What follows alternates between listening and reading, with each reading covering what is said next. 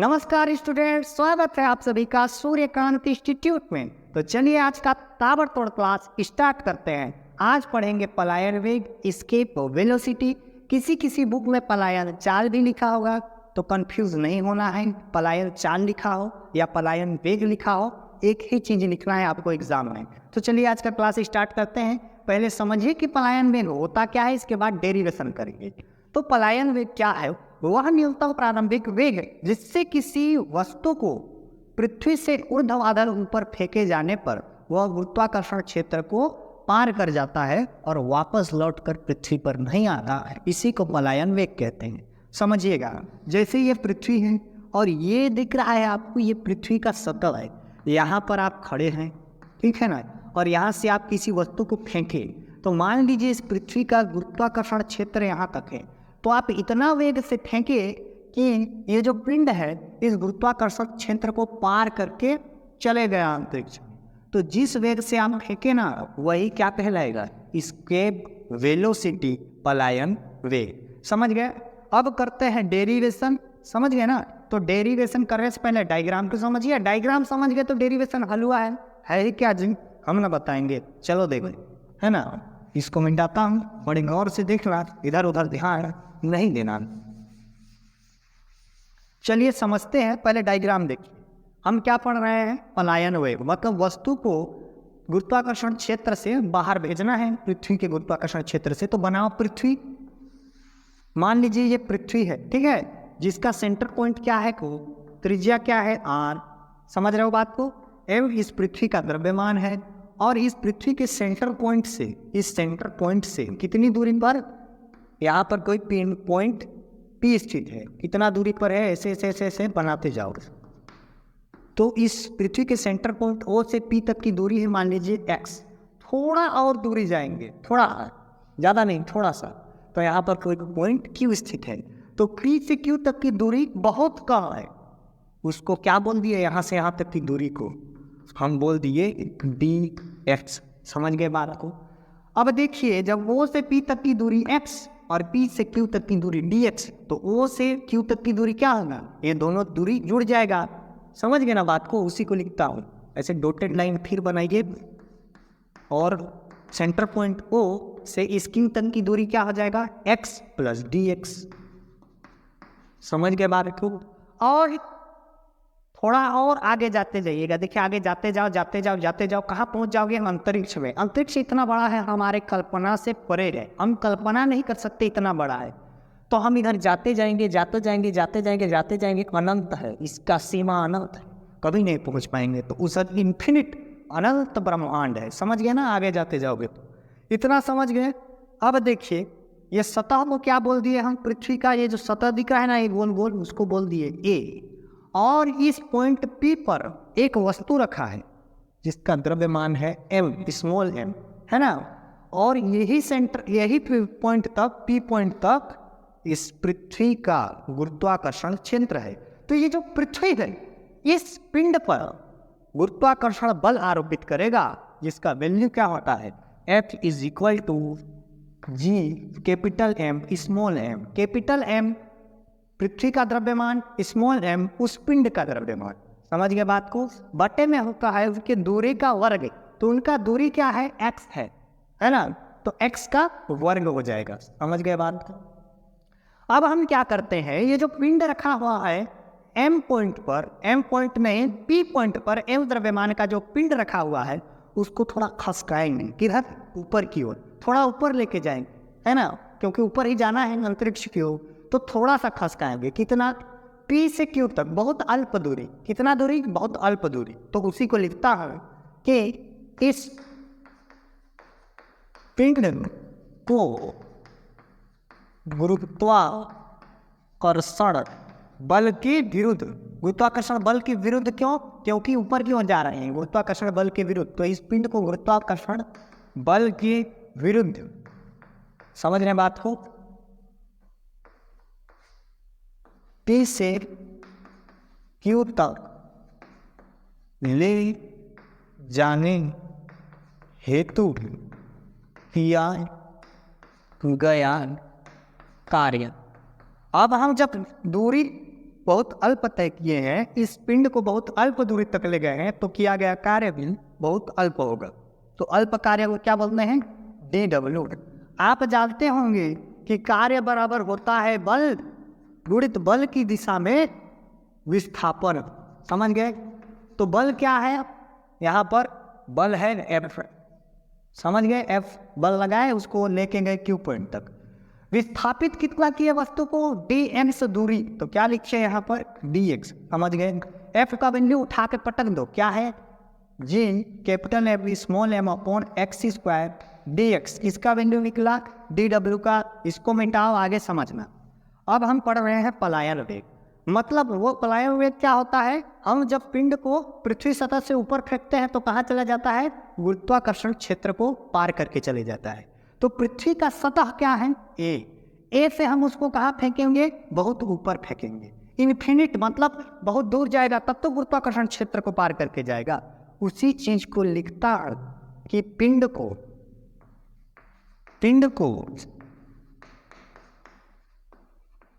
पृथ्वी की सतह ए से ऊपर अनंत,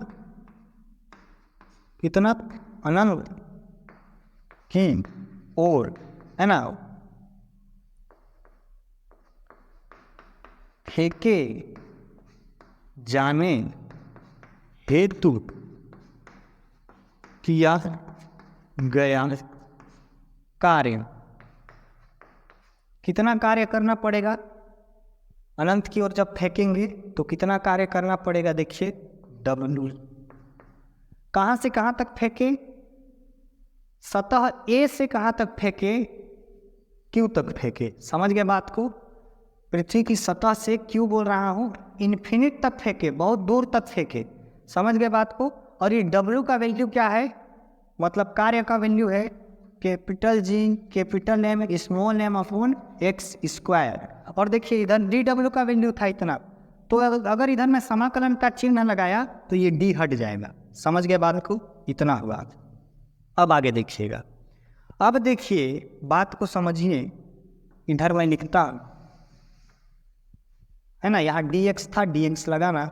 ये देखिए ये w का वैल्यू रखा और ये dx है, dx लगाया। समझ गए? चलिए इतना समझ गए। अब आगे देखिएगा, आगे क्या करेंगे? देखिए यह है W, मैं रखा डन। अब देखिए ये जो G capital M small m है वो कांस्टेंट वैल्यू है, तो कांस्टेंट वैल्यू समाकलन से बाहर आ जाएगा। क्या आ जाएगा समाकलन से बाहर? G capital M small m। अंदर में क्या बचा?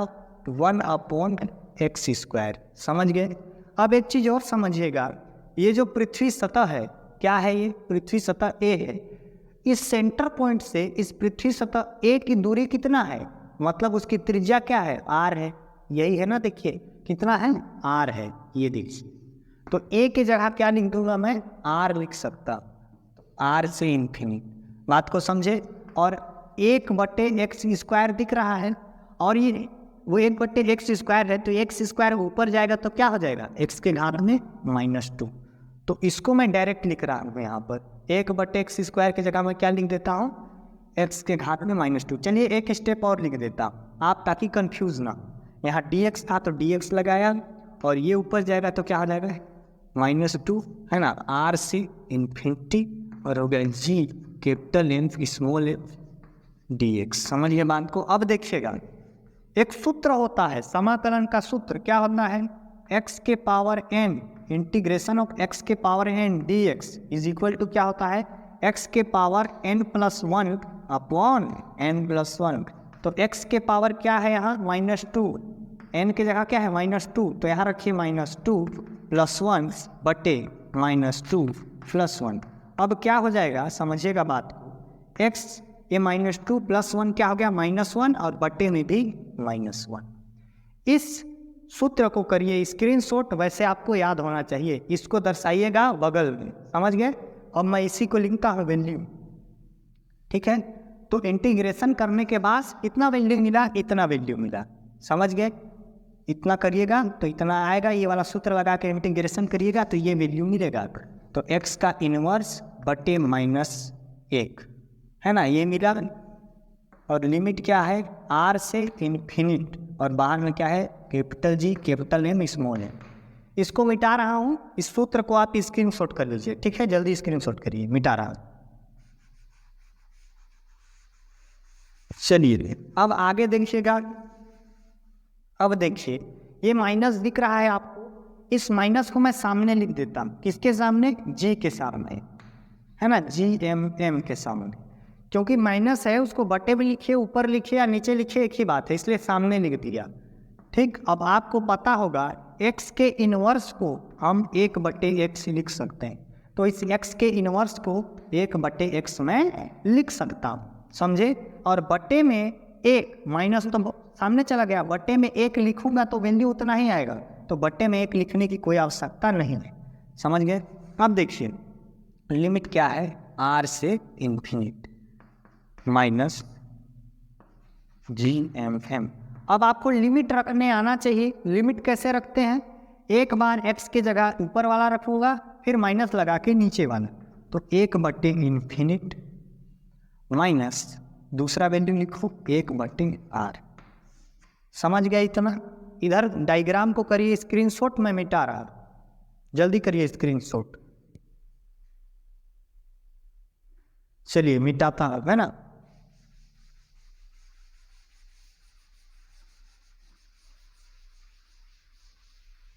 अब आगे देखिएगा, इतना समझ गए। अब देखिए आगे, अब देखिए यहाँ पर है माइनस जी एम एम, ये कैपिटल है स्मॉल, ठीक है। 1/इन्फिनिट का वैल्यू क्या होता है, 0, और ये क्या है माइनस 1/r। गुणा करो, इस 0 से होगा तो 0 ही आएगा, उसको लिखने का जरूरत नहीं है, डायरेक्ट इससे करो, तो माइनस इंटू माइनस प्लस हो गया, ठीक है। और ये क्या हो जाएगा, जी कैपिटल एम स्मॉल एम बटे आर। प्लस को लिखने का जरूरत नहीं है, वो तो प्लस में होता ही है, लिखो या ना लिखो। और किसका वैल्यू निकाल रहे थे, डब्लू का, तो यहाँ क्या लिखो, डब्लू। समझ आ गया ना। अब क्या करेंगे आगे समझिएगा, आगे मैं क्या करने वाला। चलिए इतना निकला, W is equal to G M m upon r. अब इसके आगे क्या करते हैं, यदि वस्तु का, है ना, या फिर पिंड का प्रारंभिक वेग क्या हो, v हो, पिंड का प्रारंभिक वेग v हो, तो उसकी गतिज ऊर्जा क्या हो जाएगी, k बराबर 1/2 mv²। समझ गए। और यही गतिज ऊर्जा यानी कि वस्तु की पलायन ऊर्जा, मतलब वस्तु को पृथ्वी सतह से ऊपर ले जाने के लिए आवश्यक कार्य के बराबर होता है। समझिएगा एक बार और सुनिए, यदि वस्तु का प्रारंभिक वेग v हो तो उसकी गतिज ऊर्जा मतलब उसकी पलायन ऊर्जा 1/2 mv² हो जाएगा, और यही पलायन ऊर्जा वस्तु को पृथ्वी सतह से ऊपर ले जाने के लिए कार्य के बराबर होता है। तो ये जो पलायन ऊर्जा ये है, इस कार्य W के बराबर हो जाएगा। समझ गए। तो इस पलायन ऊर्जा का वैल्यू क्या है, 1/2 mv²। और इस कार्य का वैल्यू क्या है, देखिए W इज इक्वल टू क्या है, capital G capital M small m upon r। समझ गए। अब देखिए इधर भी स्मॉल m, इधर भी स्मॉल m, कट गया। समझ गए बात को। अब देखिएगा इधर क्या है v², उधर क्या है capital G M upon r। ये 2 है, बटे में है, इधर जाएगा तो ऊपर चले जाएगा।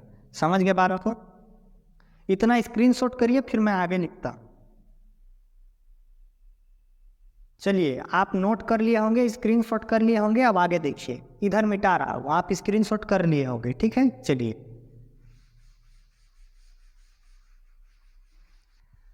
तो ये जो वैल्यू मिला, इसको यहाँ मैं दोबारा से लिखता हूँ, देखिएगा क्या मिला, v² is equal to 2gm upon r मिला। समझिए। अब क्या करेंगे, ये जो v है उसको किधर भेज देंगे, ये स्क्वायर को इधर, तो इधर क्या लग जाएगा, √gm अपॉन r। समझ गए। कितना मिला हमको, वैल्यू मिला, ठीक है। तो ये जो वैल्यू मिला, यही पलायन वेग का क्या है, प्रथम सूत्र है। ये जो मिल इसको इक्वेशन 1 दे दीजिए और लिखिएगा यही पलायन वेग का प्रथम सूत्र है। ठीक है, इतना समझ गए। और जो पिंड था, अब आगे देखिएगा, पिंड था यहाँ पर, है ना। पिंड कहाँ था, हम पृथ्वी सतह ए से पिंड को ऊपर की ओर लेंगे। तो अगर पृथ्वी सतह पर उस पिंड का गुरुत्वीय त्वरण g हो तो लिखता है। अब यदि पृथ्वी सतह पर पिंड का गुरुत्वीय त्वरण क्या हो, g, स्मॉल g हो तो, है ना, क्या हो जाएगा, तो g का वैल्यू क्या हो जाएगा, g का वैल्यू होता है Gm/r²। इतना होता है, समझ गए। तो क्या हो जाएगा, हम किसका वैल्यू निकालेंगे, Gm का। तो किस r² को इधर भेजो तो क्या हो गया, Gr²।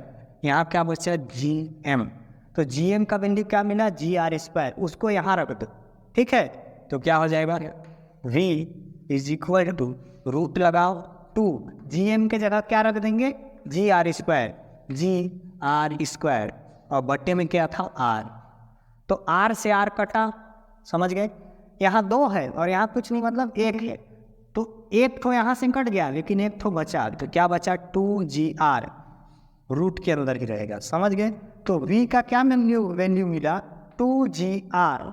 ये क्या है, ये जो वैल्यू है वो पलायन वेग का गुरुत्वीय त्वरण के रूप में सूत्र है। ये पहला सूत्र और ये दूसरा सूत्र गुरुत्वीय त्वरण के रूप में। तो इन दोनों सूत्रों से आपको क्या समझ आता है, पलायन वेग किस पर निर्भर नहीं करता, पिंड के द्रव्यमान पर निर्भर नहीं करता। तो पिंड का द्रव्यमान क्या था, स्मॉल m। ये स्मॉल m यानी कि पिंड का द्रव्यमान आपको पहले समीकरण में दिख रहा है क्या, नहीं दिख रहा है। कहाँ है इसमें स्मॉल m, दूसरे समीकरण में दिख रहा है क्या, नहीं दिख रहा है।